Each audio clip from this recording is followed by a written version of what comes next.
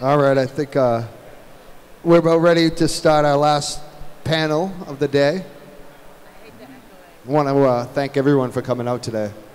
It's been big day. Let's hear it for everybody coming out today to this first ever Boston Cannabis Convention. My name is Mike Cann. I'm a medical marijuana patient and advocate for a long time now. I hurt my back. I have leg pain every day down to my toes. I was a wrestler. I got a big bulging disc, and I use cannabis. I'm an athlete. You saw Bob Lobel down here. Let's hear it for Bob Lobel. The guy covered sports his whole life. He's down here talking about marijuana. You got Mikey Adams was here from EEI, another sports guy.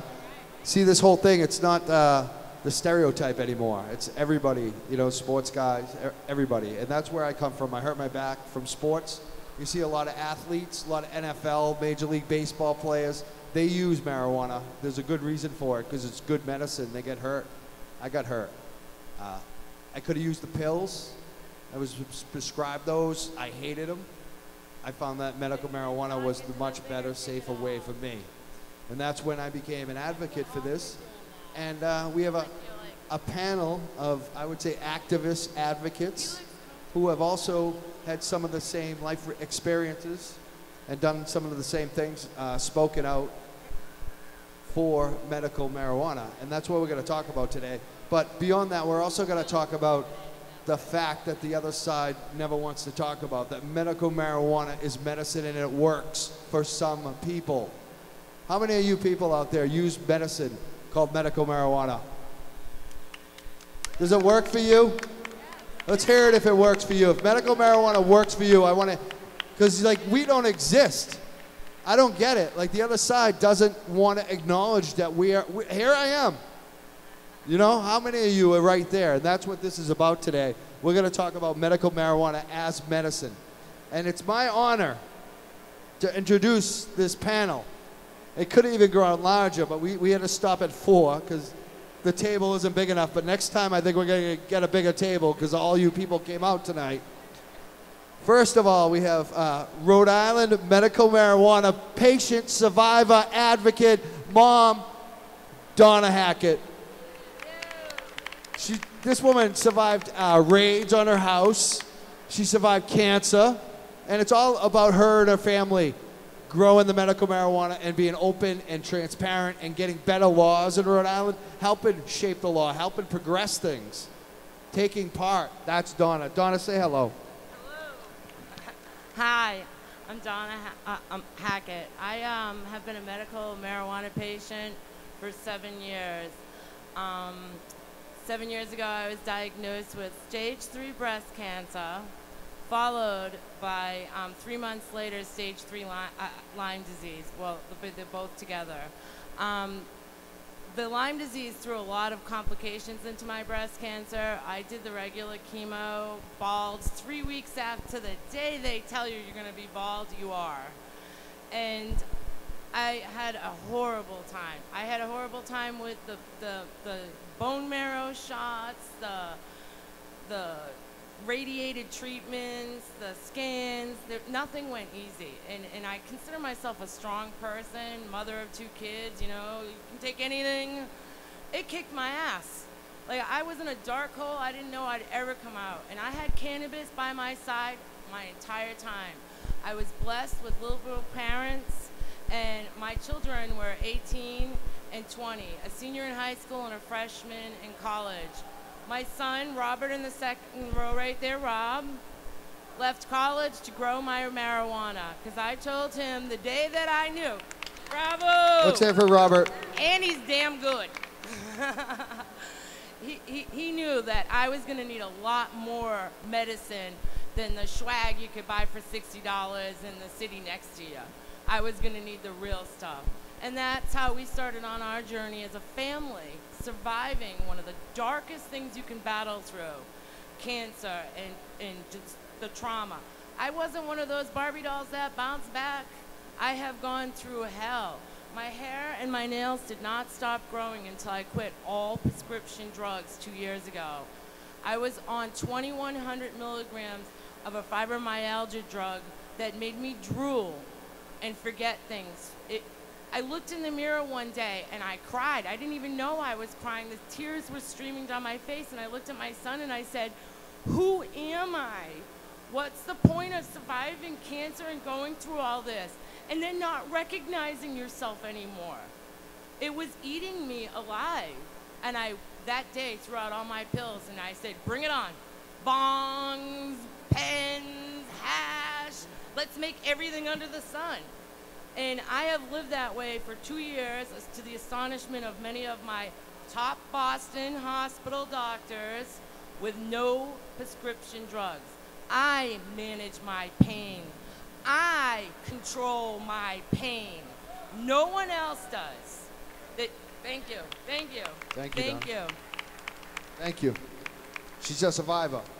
And she's a fighter, you can tell. We also have, she's somebody that I see often on the radio show I do, The Young Jerks. You can see us on WEMF radio every Saturday. Yeah. And she actually co-hosted the show last week with me. She's got many admirable qualities. She's always working, a hard worker. And she's really a nice person. And she's behind a company called Healthy Heady Lifestyle. And you know, just from the title, it's got, think about that, Healthy Heady Lifestyle. It's about being smart about the weed, right, is it? Holly. Holly Evans is her name. Thank you, thank you. What is Healthy Heady Lifestyle about? Thank you so much for allowing me to be on the panel and here at the New England Cannabis Convention. I'm so thrilled to see you all in the audience today, and thank you for coming out. This is something that we all need to be open and talk about, because we are here to change the stigma. Healthy Heady Lifestyle is a company that I co-founded with my husband. We do in-home retail sales and demonstrations of vaporizers. So what that means is we bring the devices to you so that you can try them in the comfort of your own home. We find that a lot of patients don't have the knowledge necessary to figure out what the best method of ingestion is for each person. So we want to be there to assist in this process.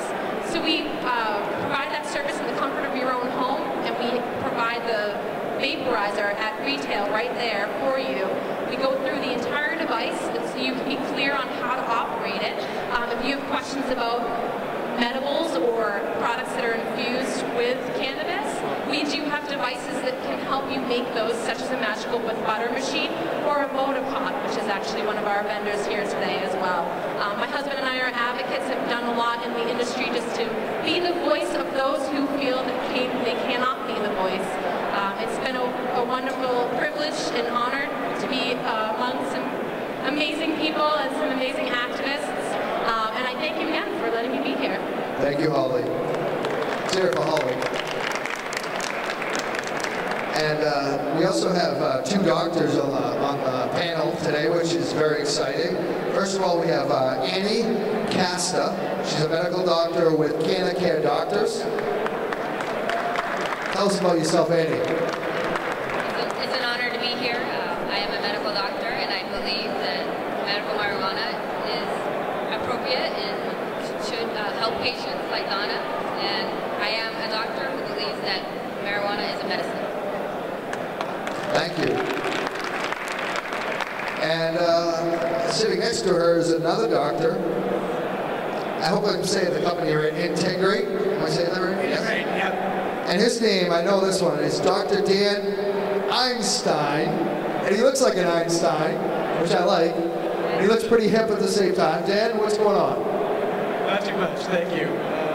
I'm representing Integrate today. I've been involved with medical cannabis for about 3 years. I'm currently working up in Burlington in Massachusetts, but before that I worked up in Maine for several years with Dr. Dustin Sulak, which certainly probably many of you Mainers may know as a big advocate up there for medical marijuana, and he was actually the one who pulled me into working with medical cannabis. And, it's certainly been a great ride since. It's been really exciting to see how the stigma has changed over that time. When I first started this and I would tell people what I would do, that was kind of the conversation stopper. And that has really changed even in the 3 years that I've been doing it. It's all of a sudden people are like, oh yeah, I have a friend or I have a neighbor who's really benefiting. come out with those stories as soon as I tell them what I do. So it's been really great to see that. Before I was a medical doctor, I was also an herbalist. And so, you know, marijuana was certainly something we talked about, but we sort of always had to whisper about it. And that's really nice to see it change. And it's nice to see, it's nice to be able to work with herbs in this way. Thank you, dude. Thank you to the audience, too. It's nice to see people are not just checking out the booths, which is awesome, but you're here for the education and what we're doing in here. I got some questions. First of all, the medical marijuana program in Massachusetts. Almost like this event today, it's like it's semi-functional. We can't smoke it here. We're like, you know, it's like freedom is almost here.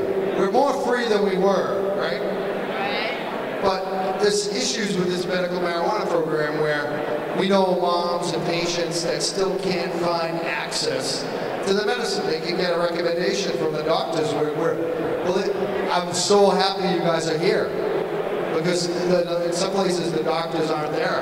Mass General, they're not writing recommendations. You guys have stepped up and took it up on to help us patients, which is awesome. But then we can't get access oftentimes to this medicine like we should. How do you think this program is going? And if you have an issue like I do with it, who's at fault? Where do you cast the blame? I'm opening it up, so we'll start with Donna. Anyone else who wants to speak, just let us know. I think we still have a lot of work to do with education.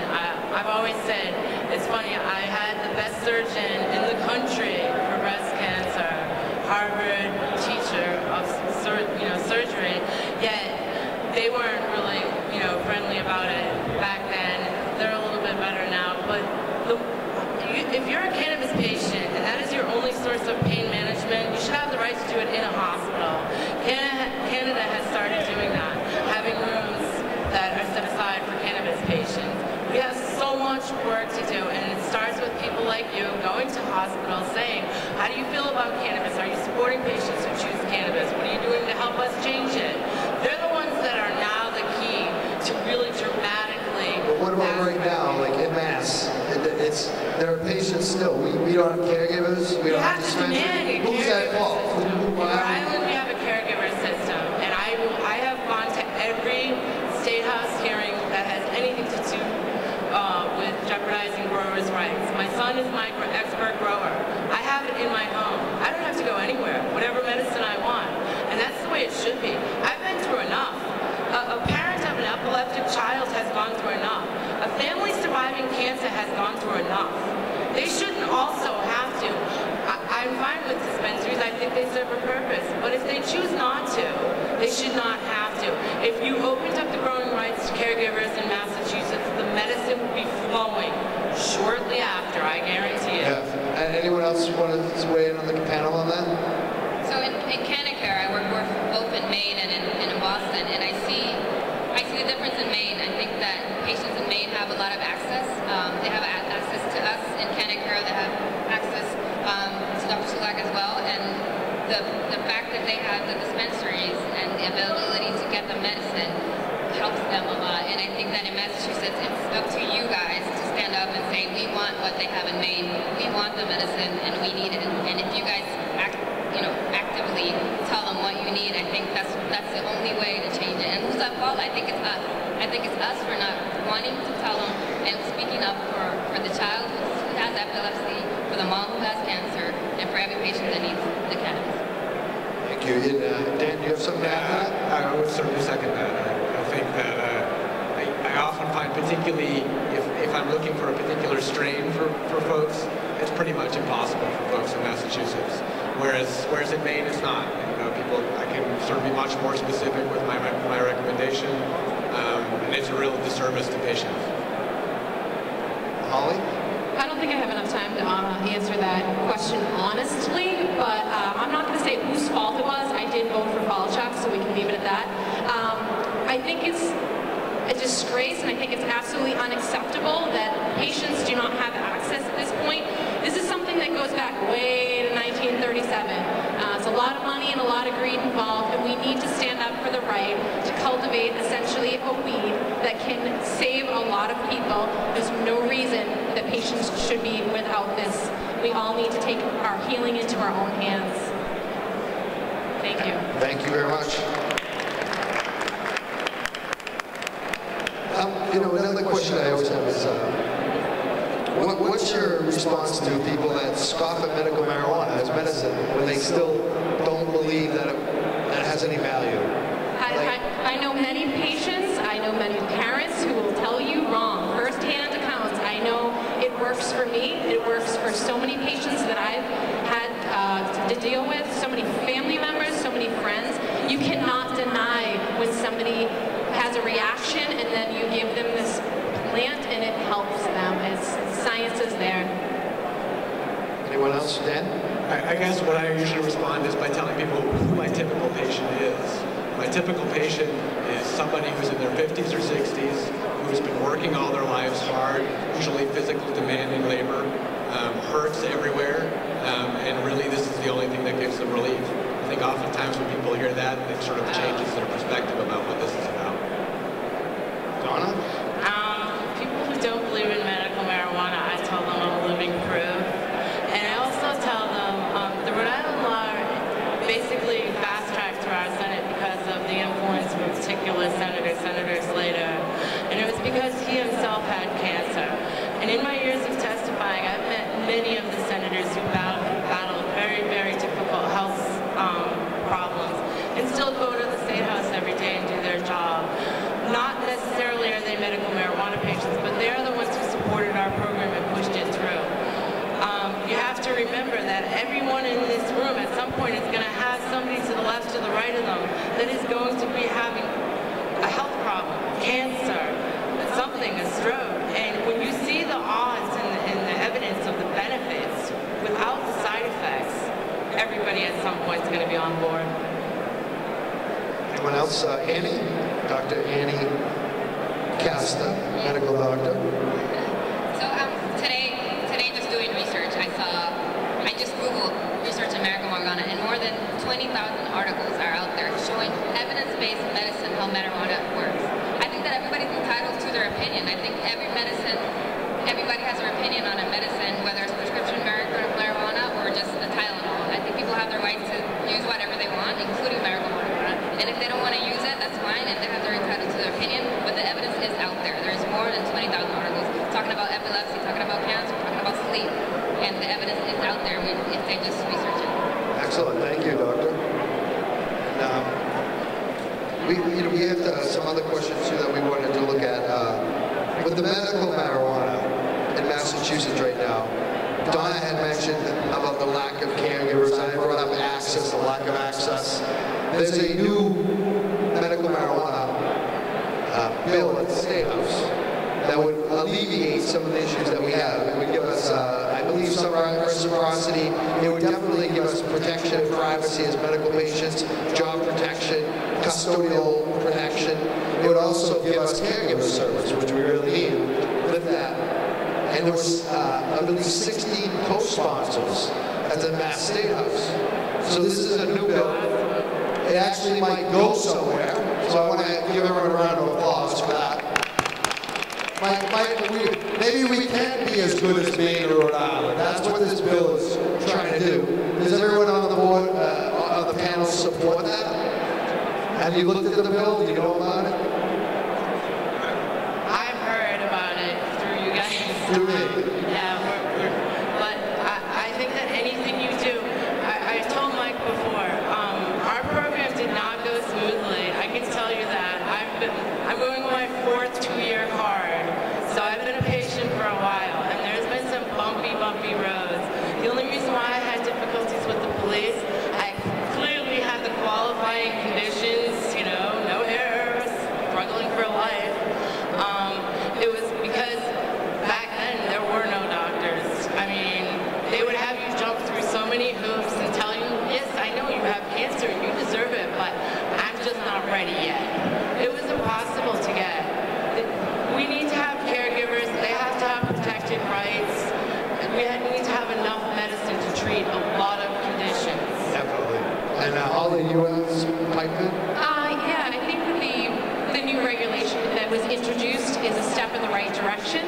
However, I do think that a full repeal of prohibition might be something that is going to work a lot better and keep the medicine at a low cost. I don't want to see any patient file for bankruptcy because they couldn't afford their medicine. There's so many hoops that we're jumping through already, and to add another price barrier there is going to be a challenge. So I think that it's an improvement upon the current regulation.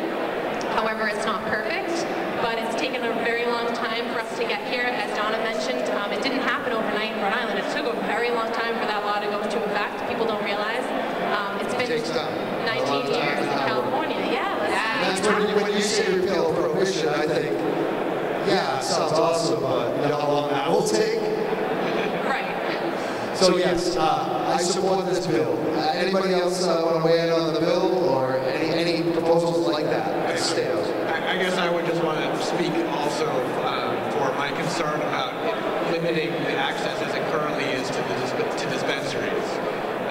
I think it's really important for people to be able to grow at home, to grow their own medicine. Yeah, home grow. That's what we're talking about. We want home grow. Yeah. Especially dispensaries aren't open. So we need more home grow. Yeah. So let's ask that. Is that a consensus on this panel that we need, as patients, as the patients you hear from, you talk to, we need more home grow, less regulation on home grow. Is that we all in consensus on that?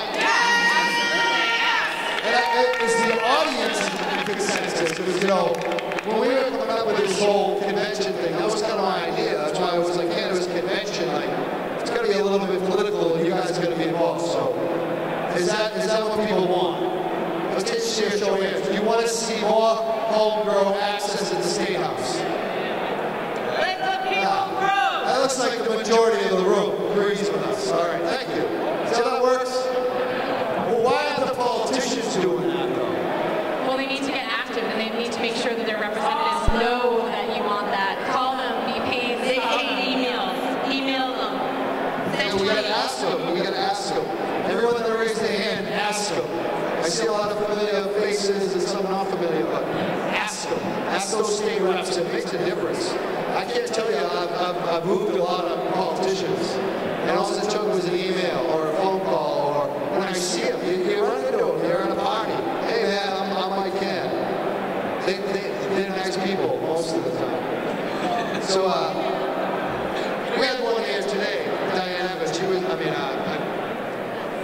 I'm sure of names. It's pretty funny. Diane Russell. Diane Russell.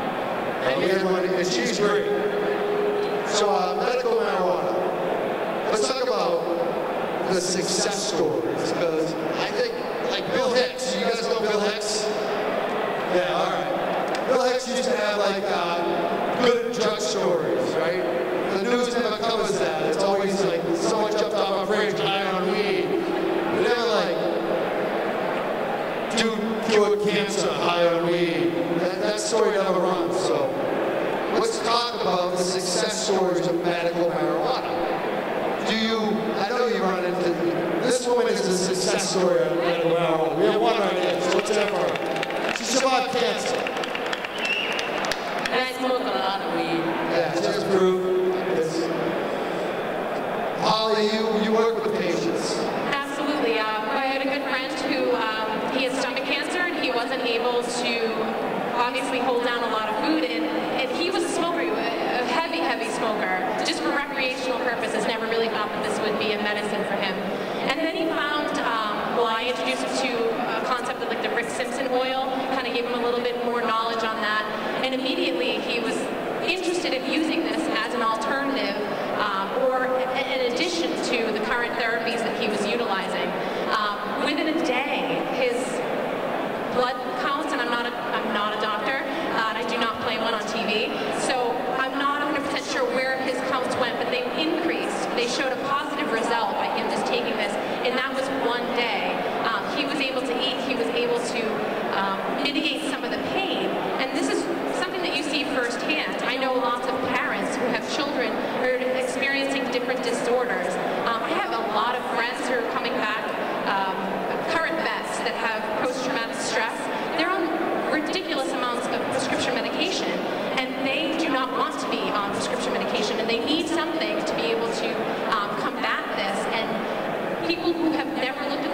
source before coming to us saying, I tried it and it worked. And I'm so thrilled. I'm happy. There's an alternative. There's hope for me. It's been amazing. I see people call me every day. I just had a friend who left Massachusetts to go to Seattle because their law is a lot better. She emailed me today asking me questions about, how is this going to affect her when she does go to move home? Because her son, who's only been taking CBD oil for 4 days, is already seeing a positive result. She had to move across the country for that. So there's some anecdotal evidence, all right, real life. And the doctors, because I know you see patients and you get all their information. Yeah, I think every day in Canada Care we see positive results. I mean, for pain, I think it's incredible. I think what I hear from my patients and what they say, them going from having to use 3 Percocets a day to not having to use anything at all because of the cannabis. But to me, and one of the stories that I have most in heart was I have a patient who has Lou Gehrig's disease, which it's a neuronal disease that affects every nerve in your body, and usually those people die within 2 years. And he's been treating himself with medical marijuana for 15 years, and he walked into the office, and for 15 years. He walks his dogs? He walked into the office, and these patients usually stop walking after a year, and he's been walking, and he's active, for 15 years because of medical marijuana. And I think, to me, that's one of the most successful stories I get. It's those physical pain diseases. I have the back pain. It's nothing compared to what I think he's suffering from, but it's kind of the same thing. It's that daily nerve pain. Yeah, and I'm a sports doctor, and so I see pain every day in my office, and to be able to give them an alternative to just a prescription, I think it's a great thing. I think medical marijuana is a great thing. Excellent. Thank you, Dr. Casta of Canada Care Doctors. We also have Dr. Dan. I screw up the names. Dr. Dan. Nice sign. Yeah. What do you think, Rob? So I would, of course, totally agree about the pain, and I would also add anxiety to that as something that I see every day and that is well treated with us. I guess my most dramatic story is a patient I had who had Crohn's disease, a disease which gives you diarrhea 20-25 times a day, often bloody, can result, tons of medications can often result in a big part of the gut having to be taken out. And that was what this guy was looking at, had tried all the medications, he was looking at his gut being taken out. He started taking some of the extracted oil orally. Next day he was done. He didn't need to be on any medication. Just the oil, just taking it orally. Yeah, and he... Do you find, like, as a doctor, like, every patient's different in terms of what they're going to try and use, or are there certain diseases that, like, I know this is the best? I mean, you have different, you can do oral, you can smoke it. People discuss medical marijuana, and the sensational media is always about the smoked form. I mean, a lot of people do smoke it, but there's other uses. Like, how do you like, when you have these interactions, do you talk to them, the patients, about this? Yeah, absolutely. And different diseases, of course, will have different ways you want to take it. Of course, as a doctor, I don't like smoke, so I prefer people to vaporize or take as edibles. So vaporize is safe. Yeah. Okay. And I don't want to promise that somebody who's taking an extracted oil is going to have the same result, benefit that this guy had, but it was certainly, in general, I found really good results with Crohn's. That was the most traumatic one for sure, but certainly different. I think pain is something where you want something a little bit faster acting. The edibles can be a little tricky for that. So a vaporizer or a tincture, I think, can be better for pain. But it varies a lot from person to person. Excellent. Well, you know what? We can do maybe a question and answer too. Can you guys be open to that? Yeah. Can I make a point first? Yeah, you want to? I just wanted to say. Go ahead. You can always make a point when I have a microphone. I just wanted to say that one of the things that I think is key to talk about too, that I noticed in my own personal journey, is that not enough people who use cannabis use it enough. if you're going to use it for pain management or to actually manage a syndrome disease, it pretty much has to do what probably 6 to 10 pharmaceuticals used to do. So you have to use it a lot. Like, an example of it is I had to go through hormone treatment because I was put into menopause at 44 because of the breast cancer. And one of the hormone drugs, it was a shot, and it forces you into menopause. And it used to cripple me for 3 to 4 weeks. Yeah, I mean, isn't this... I would lock up... Donna, let me ask you this, because I agree with you. Some conditions, we know this. We set these limits and the costs that they charge us for the medical cannabis. They say the average person should use this amount. In certain cases, you might need a lot more cannabis because you're, I mean, some weeks with my back, I need more. I need more. And a variety. I need a lot sometimes. Variety. Yeah. Like, because... and it's so expensive. That's what gets me, is the cost. You build up a tolerance. I want to bring up that.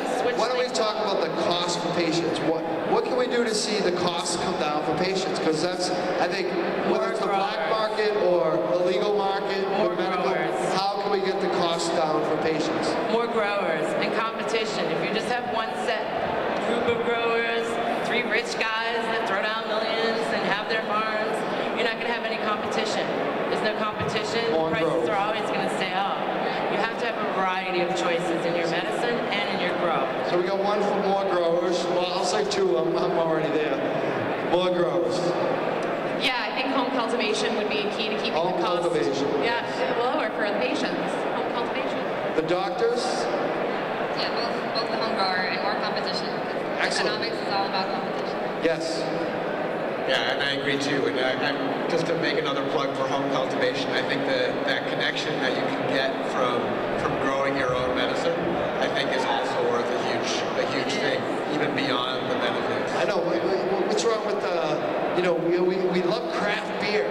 Right? We love the guy that wants to open up a craft brewery, don't we, in Massachusetts? But we don't like the guy that wants to do the same thing with medical marijuana to help patients. Why is that? My son Robert had a patient. We took him on. He was stage 4. He lasted 3 years. God love you, John. And he was a botanist, so he had a 4-plant little system in his closet. That kept that guy alive. Meeting my 23-year-old son every week and having their time in that garden kept him alive at least 3 years longer than he was supposed to be. He was riddled with cancer. Yeah. It gives people life. It is life. It's a plan. Yes, growing it makes you happy. The medicine makes you happy. And the Sharon, and the Karen. You don't sound here for Sharon and Karen, because I see it happen. Yeah. All right. Why don't we do that question and answer? I know this is medical marijuana as medicine. Again, this is Donna Hackett, medical marijuana patient, legal in Rhode Island. She's a pioneer. She survived cancer. She survived raids on her home with her family where they were threatening to throw her son in jail. Donna Hackett. Yeah, give her an applause. Thank you. And we have Holly Evans. She's a healthy, heady lifestyle. I want to thank her personally for helping out me immensely in this whole event, as well as just all the patients that I know. She's always, her and her husband are awesome. If you need any advice, anything in this movement, she's a good resource. Holly Evans. Thank you so much, Mike. Thank you. And the 2 doctors, yes, Holly, give her a ball. And the 2 doctors, I mean, we have these 2 young doctors who, I love it. You guys are doing the work. Like, prescribing patients medical cannabis is so important right now. You're doing it, you're here. We have Dr. Dan Einstein. And, yes, and Dr. Annie Casta, medical doctors.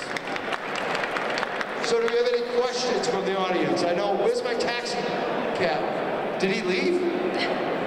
Oh, we got a question over here. We had this taxi driver all day, and he questioned everyone else. Where's my question, taxi driver? He must have left. All right, you got a question. Why don't you, what's your name first? Mike has a question. Tell us who you are. Are you from around here, first of all? Yeah, I live in Kingston. We're at MIT. MIT? You're an egghead. You work there or you go to school there? I work there. Oh, wow, he's really, yeah, you're doing good. I lived in that neighborhood for a long time, and I've been trying to work there. I've been living there a long time. I wanted to work there for a while. Yeah, it's a great place to work. You got a good job. What's your question for our panel? So, in your experience, for each of you guys, how do you possibly our grower too, how do you match strain choice with symptom or condition that you're trying to treat? You hear that? How do you match conditions to strain types? So if you have a back pain or lupus, or we give the answer to Rob. Rob, you want to answer that one? We have Rob. Rob is the son of Donna, her grower. What do you think, Rob? Usually just have to go through the Underground Railroad of the medical community. Pretty much have to base what you're going to do off of everybody else's opinion that's actually gone out and tried it. So once you match that up, the key is trying it. It's trial and error until we really He tried a lot of strains on me. A lot of strains. certain plants work for certain things. They're so individual, just like the rest of us are. So. And because it's a... So a lot of it is trial and error. You try the different strains, you see what works, and you also talk to the community because they might have some good strains and genetics to start you off. It's always good to share genetics. Perfect. Anyone else want to answer, Holly? Well, I think it's important, like, you got to ask your farmer. You have to know, talk to your grower and ask him about the different strains. If it's a high indica versus a sativa or a hybrid, it's going to affect you differently, and everyone is different. That's, kind of the fun of it is trial and error. And no one's ever died from this, so keep that in mind. So there's, no overdoses or anything like that. So it's really individualized to the patient and their needs, and the more research that we can do, we can understand what strains will work best with what ailments. I always tell people it's not a one-size-fits-all. You can't put marijuana in a box. It's experimental. If this isn't working, try something else. Mix this, mix that, mix up your regimen, mix up the oils you use. I use just about everything. My new favorite thing is cannabis-infused olive oil. Oh my God. Olive oil. I shoot it right down in a dropper, smooth, and it's relaxing. It has so many good attributes. Thank you, Donna. And what about the doctors? Do you have any advice on kind of that genetics and matching to the condition? I think that the medical marijuana should be individualized to each patient. I think that there are, genetics out there that you can start off with, but I think it depends on the patient. Just like any medicine, I think that it's very individualized. Excellent. Dan? I'd agree with that too. I think you can make sort of general rules that a high THC or a sativa strain is going to be more pain killing, a high CBD or indica strain is going to be more anti-anxiety. But those are really just starting points because everybody's an individual. This is a plant that you're dealing with. Each plant is different. Each grower is different. Even within that plant, someone was mentioning to me today, which is so true. Like it depends on we can cut some beef, right, in a steak, and where the cut of the beef determines what kind of steak you got, right? Well, in the plant, it's kind of like that. Absolutely. Like different pieces of the bud are going to be different than other parts of the bud. They have the same bud. Yeah, and maybe you grow the same plant in fall or in spring. Maybe. The top might be the best. Yeah, of course, always. We're always learning. All right, so I want to thank Rob for coming up here, the son answering the question. Give him applause.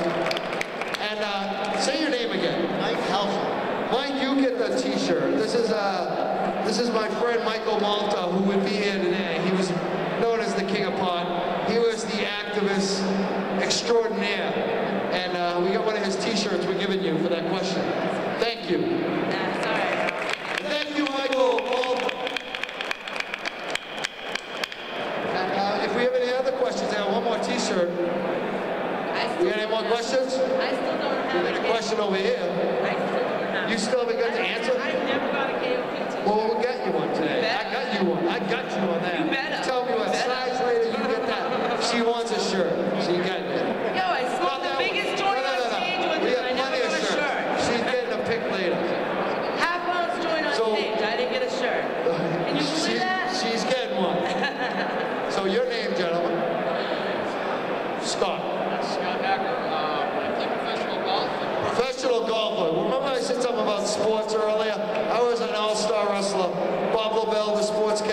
Mikey Adams from EEI here today. And now we got a professional golfer here. Gee, weed and sports? Weed and sports go together? Well, yeah, I mean, it does. It does. I mean, it's you know, I can't actually smoke while I play. I don't. You don't smoke when you play? No, that doesn't work for me. People smoke weed and play golf. Well, but they do, but they have mixed results. Trust me. All right, that's off to the subject. There's some fantastic creams that you can use on your muscles after long days of that, of golf. Not with professional golf. Okay. So you're a professional golfer. You're here today. You have a question for the panelists. What is your question, sir? You know, my question is what is your advice? What is your opinion? And you have a cannabis patient that might be concerned about their employer. Like, what do you say to somebody that, you know, there's this contradictory thing going on there with the employer and the, you know? I'll speak on it, number one, because, you know, I became my can because of that very issue. You know, I was a financial advisor with the name Mike Crawford, managing millions of dollars, but I wanted to stop doing this stuff. So I was using the name Mike Can to kind of shield myself until I was ready to come out fully. And to have an employer that I knew would understand. So my advice to activists and people who are like me at a crossroads, you're in one place and you want to be at another, you don't have to do it overnight.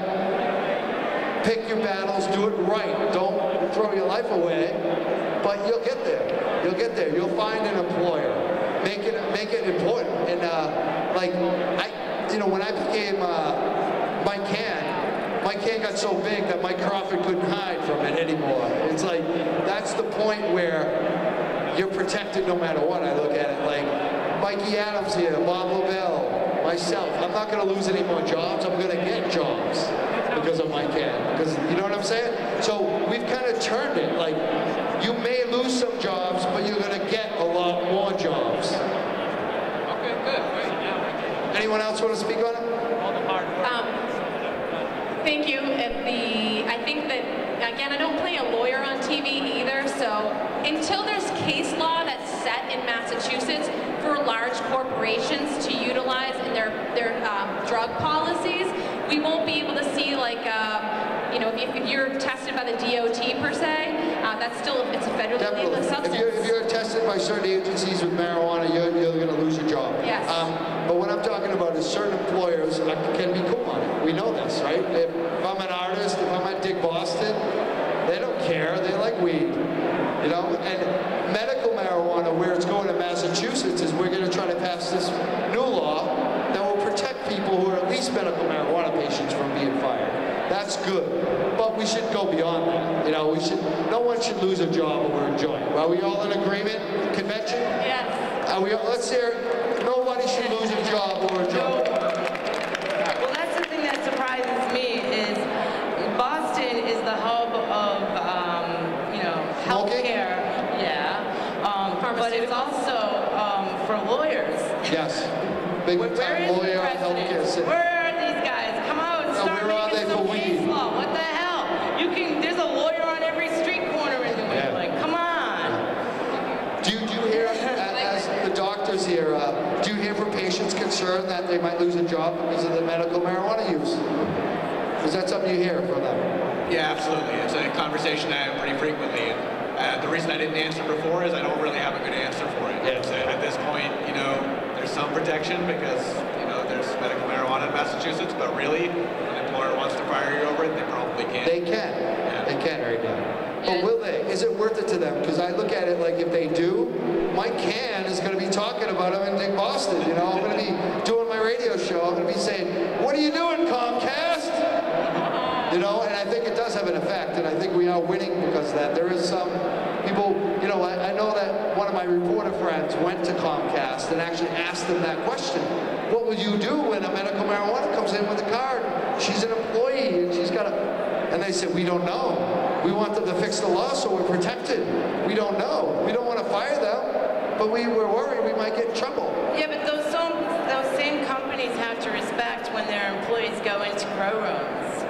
When they go into grow rooms, like in Rhode Island, when a cable company comes into your home, you're like, I have a grow room, I have the license, and they're like, oh yeah, we see them all the time now. I mean, they're comfortable with it. Why shouldn't their employee be comfortable with them smoking it? Well, I mean, I think some jobs, safety jobs, driving, there can be some question. All right, let's be. There's a difference. Everybody drives off. When they're saying it for the guy that's working at Staples, it's just or selling you car insurance or whatever. It's like the 99% of people should just be left alone on it. In most cases. All right, I think we're all in agreement with that too. Yeah, I know that like you don't have to register to take OxyContin in Massachusetts. So, you know, it's legally discretion is probably smart at the workplace. You know, especially if you're not sure, if you think your employer would not be cool with it, think about it. You know, and there's nothing wrong with being at these events and using a different name. It's, you know, like it's people do that to protect themselves at certain points. Nothing wrong with it. But I think in the end, being vocal and being out there on it, it's going to protect you more than worrying about it. Or find a new job, find a new career. Thank you. Thank you. All right, you get a t-shirt. Mikey, I want to touch upon something. You want to say something, Donna? Yeah, we as a society has allowed our healthcare and government to turn many of our young people and elderly people into pillheads. We blindly watched it go on. Okay, take a pill for this, take a pill for that, take a pill. It's destroying so many people. And if we don't start shouting out, we're tired of it. I don't take any pills. The next surgery, the next battle with cancer, it's all going to be cannabis. I don't trust anything else. I've had the worst side effects. But we've also created an epidemic in heroin. All this pill addiction became opioid addiction, became heroin addiction. And I can tell you, they ask this often on Facebook. Does it help with heroin withdrawals? Yes, cannabis oil does. Yeah, let's talk There are about many that. people, How many people would be addicted to those harder OxyContin pills? I mean, I could have been addicted if I kept taking them. I was prescribed for them when I hurt my back. I was taking them for a few weeks. I decided I didn't like them. I threw them out. I went to weed. It worked. How many people would not be hooked on these pills if they would just try medical marijuana to see if it worked first? Can we answer that? Do you think? All of them. All of them? I can tell you from what I've seen a lot of people who are on a lot of pills and were able to come off. Yeah, or even cut them back. Yeah. You know, sometimes they can't even get all, so many pills they're on, but they can start to scale them back.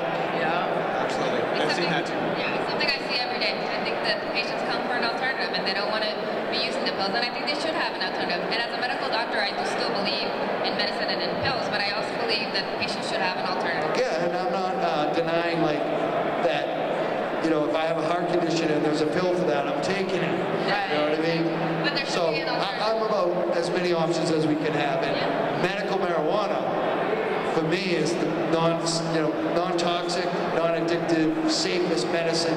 If it works for whatever it is you're dealing with, use that first. That's what Lester Grinspoon told me, and I know it's true.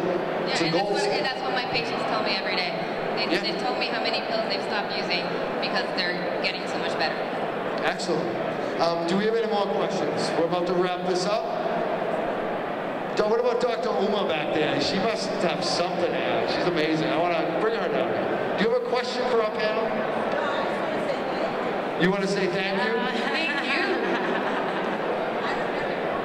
Hi, everybody. I haven't had a chance to meet all you folks, but I'm looking forward to working together. And this is what it's about. It's not people divided here. It's about all of us coming together, and one cause is to make a change. And rule number one, do no harm. Do no harm. Do no harm. Thank you, Dr. Uma. 3 doctors out there today. I love it. And more. There's doctors everywhere. All right, so do we have any final questions? I saw some. You have a question. All right. What's your name, sir, and where you from? My name's Randy Van. I'm from Lowell, Mass. You're from Lowell, and I didn't get your name again. Randy Van. Banahan? Randy. Brandon. Brandon. Yeah. Hey, how do you guys feel about weaning heroin addicts off heroin with Suboxone and marijuana? I heard heroin, Suboxone, marijuana. Say that again. Yeah, how do you feel about weaning heroin addicts off of Suboxone and marijuana? Oh, how do we feel about I personally feel that marijuana instead of Suboxone? Yeah. Replacing Suboxone? So how do you feel about treating heroin addicts with Suboxone and marijuana? I personally have known a lot of people that, you know, as a Facebook activist, you meet people from all different walks of life and all different parts of the country that are involved in the cannabis movement now and had a problem either with alcohol or with heroin or with other substances. And it's such a wide spectrum, pain relief and nausea and overall body health, that yes, it does help with the withdrawals. Clearly with the withdrawals, you have to start at the high end and work your way down to the lower end. See if it works, right? Yeah, but the oil does work with the symptoms in the What about the doctors and Holly, and I want to even bring Omar up here again. Do you think Suboxone and marijuana can help people get off heroin? Well, I think, as you mentioned earlier, there's a million articles out there. There's new studies being conducted that show that it actually does help people come off of either the high heroin or Suboxone. So I think that we should look at alternatives. You know, we shouldn't allow them to just have this one source. We should look at everything that works. Doctors want to weigh in on this? Yeah, I think that in Maine and in Connecticut, I've seen a lot of vets that come back and who are battling different addictions, and I think that they're having a lot of success with the cannabis. Awesome. Dan, do you have something to say, Dr. Dan? I would absolutely agree. I think it absolutely has a place in it. I think this is an area where it's really going to be pretty individual. You know, I wouldn't want to make a blanket statement, you know, come off Suboxone. Definitely, and there could be some people that just are not work or not the right candidates, maybe. But I think particularly the synergies of opiates and cannabis together can often really be good as far as bringing somebody off of addiction. Thank you. Thank you for the question, Randy. And Dr. Ullman, do you want to weigh in too? You're here. I want to bring you in. Excellent question. But I think this is part of the result of the system, to tell you the truth. Doctors got these patients on opioids. We were told in the ERs to give out opioids because that's the only reason the patient was going to come into the ER. Otherwise, they could go to urgent care. And then we got heroin out there, and it works. And I don't know if people realize the United States is 5% of the world's population, and we are consuming 80% of the world's opioids. I think there was something, a stat I saw, 298 million prescriptions written last year by doctors, which means every adult in the United States can have a 1-month supply of opioids. Unacceptable again. No. That's a great statistic. Thank you, Dr. Ullman. Very good. And you know, we have a mayor.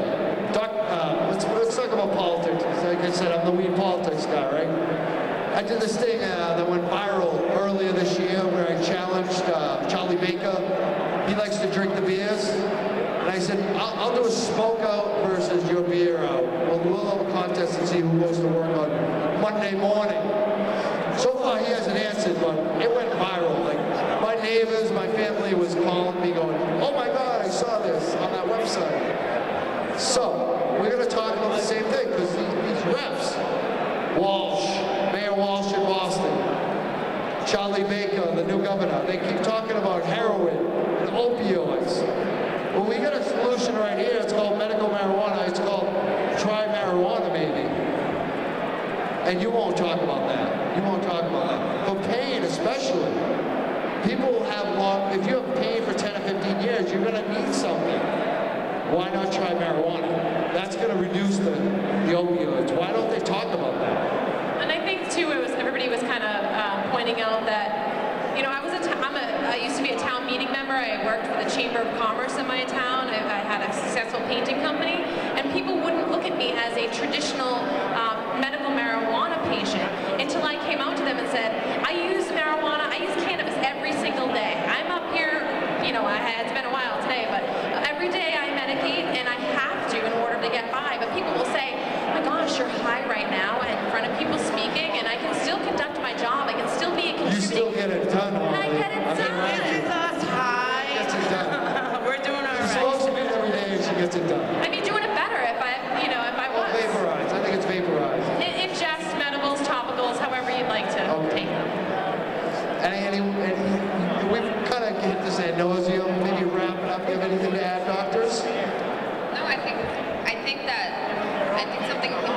we should end up here today is that I think it's in our hands. I think it's in every individual here to tell your neighbors, to tell your families, to tell them we need to change the laws in Massachusetts. We need to bring medicine to the patients, and we have a lot of patients, and it does work. There is evidence, and we should all come together to help. Excellent. Thank you, Dr. Casta, medical doctor. And Dr. Dan. Yeah, I would agree with that. I think also I would add the power of the story. You know, that for people who are getting benefit from cannabis, it's really the key is to be able to share that as widely as you feel safe to do that, because that's what changes people's minds, makes them realize that this is not what the stereotypes suggest it is. Perfect. Thank you very much. I want to thank everyone for the questions, everyone for attending today. This is a great event from the booths. Check out all the booths. And I want to thank all the speakers, everybody who's been on the stage today, and especially our panelists, all the questions that came in. Again, I want to thank Dr. Dan Einstein at the end with Integrate. And I also want to thank Dr. Annie Casta, she's also a medical doctor, from Cannabis Doctors. And a big thank you to Holly Evans. She's the owner of Healthy Heady Lifestyle. Check out the website. It's her mission to provide tools, resources, information to people interested in cannabis for their health. And we also have, as I said, survivor Donna Hackett, medical marijuana mom, patient, survivor advocate. Thank you. Please, let's hear a huge round of applause for all of them. And I am Mike Can. I'll see you tomorrow. We're going to be doing this again. There will be tickets available.